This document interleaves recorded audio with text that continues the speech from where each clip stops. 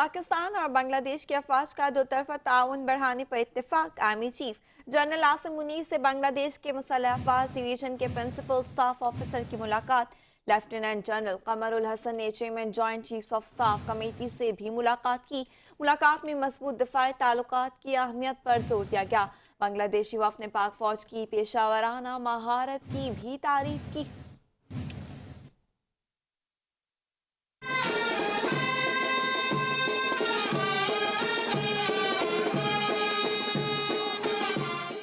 पाकिस्तान और बांग्लादेश के दरमियान दहाइयों बाद आला सतह राब्ता।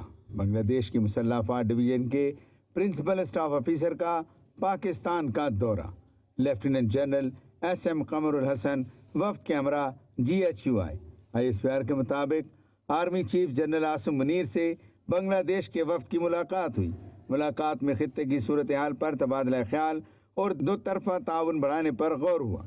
मजबूत दिफाई ताल्लुकात की अहमियत पर जोर दिया गया। आर्मी चीफ ने कहा जनूबी एशिया और खित्ते में अमन इस्तेहकाम के फ़रोग के लिए मुश्तरका दिफाई इक़दामात की ज़रूरत है। दोनों ममालिक को बैरूनी असरात के खिलाफ अपने इत्तेहाद को मुस्तहकम रखना होगा।